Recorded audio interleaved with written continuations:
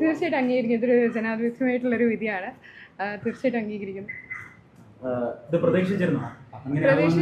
ഞങ്ങൾ UDF-നെയാണ് സപ്പോർട്ട് ചെയ്തത്. UDF പറഞ്ഞതാണ് ഇതുവരെ കേട്ടിട്ടുള്ളൂ. ഇനി അങ്ങനെ കേൾക്കുന്നുള്ളൂ. അപ്പം UDF നേതൃത്വം ഉള്ള അനുസരിച്ചാണ് ഞങ്ങൾ ഇതുവരെ പോയത്. അപ്പം അവരുടെ തീരുമാനം വരുമെന്നാണ് വിചാരിച്ചിരുന്നത്. പക്ഷെ അങ്ങനെയല്ല വന്നത്.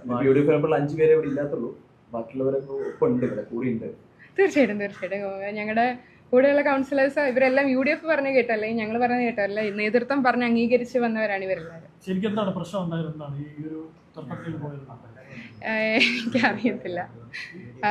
എനിക്കറിയില്ല. നേതൃത്വം പറഞ്ഞ് അനുസരിക്കാതെ എന്ന് പറഞ്ഞാൽ അത് വിപ്പ് ലംഘിച്ചാണ് കുറച്ച് കൗൺസിലേഴ്സ് പോയത്.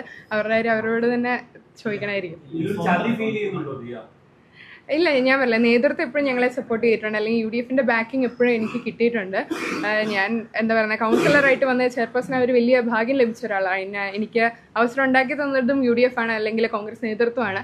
അപ്പൊ ആ ഒരു എന്താ പറയുക കടപ്പാട് എനിക്ക് എപ്പോഴും അവരോട് കാണും. ഈ കൂട്ടത്തിൽ ഒരാൾക്കെതിരെ മോഷണ പരാതി ഉന്നയിച്ചതാണ് ഞങ്ങൾക്ക് അംഗീകരിക്കാൻ കഴിയാത്തതെന്നാണ് അവരിപ്പോ പറഞ്ഞത് മാധ്യമങ്ങളൊക്കെ. എന്ന് വെച്ചാൽ പരാതിയാണ് ഈ വിഷയത്തിലേക്ക് എത്തിച്ചതെന്നാണ് അവർ പറയുന്നത്. എന്നെ സംബന്ധിച്ചിടത്തോളം ഞാൻ പറയുകയാണെങ്കിൽ ചെയർപേഴ്സൺ എന്നതിൽ ഈ 6 മാസം ഒരു രീതിയിലുള്ള അഴിമതിയോ സ്വജനപക്ഷപാതമോ അല്ലെങ്കിൽ കൈക്കൂലിയോ പിൻവാതിൽ നിയമനമോ അല്ലെങ്കിൽ ഒരു എന്താ പറയുന്നത് ലോ തെറ്റിച്ചു എന്നോ അങ്ങനത്തെ ഒരു ആരോപണം പോലും ഞാൻ ഉണ്ടാക്കിയിട്ടില്ല. അതിന് ഞാൻ വളരെ പ്രൗഡായിട്ട് അഭിമാനത്തോടെ തന്നെ പറയാം. ഞാനിപ്പോൾ സ്റ്റെപ്പ് ഡൗൺ ചെയ്യുന്നത് ആ ഒരു ആത്മവിശ്വാസത്തോടെയാണ്. ജനങ്ങൾക്ക് വേണ്ടി എല്ലാം നന്മ ചെയ്തിട്ടുണ്ടെങ്കിൽ അല്ലെങ്കിൽ ആ ഒരു ഈ ഒരു പൊസിഷനോട് കൂറു പുലർത്താൻ സാധിച്ചിട്ടെന്നുള്ള ഉറപ്പോടെയാണ് ഞാൻ പോകുന്നത്. ബാക്കിയുള്ള അടിസ്ഥാനരഹിതമായിട്ടുള്ള കാര്യങ്ങൾക്കൊന്നും ഞാനിപ്പോൾ മറുപടി നൽകുന്നില്ല. എല്ലാം ഒരു രാഷ്ട്രീയ കളിയാണ്. സ്വാഭാവികമായിട്ട് ഇപ്പം നിങ്ങളെ എതിർത്തിരിക്കുന്ന 4 കോൺഗ്രസിന്റെ കൗൺസിലർമാരും മായ രാഹുലും നഗരസഭ ഉപാധ്യക്ഷയാണ്. അവരുടെ നീക്കം എന്തായിരിക്കും? അവര് ഈ കേരള കോൺഗ്രസുമായിട്ട് ചേർന്ന് ഒരു ഭരണം നടത്താനുള്ള ഒരു നീക്കമാണോ? അയ്യോ, എനിക്ക് അറിയില്ല. കാരണം ഞാൻ അതിന്റെ ഭാഗമായി അല്ല.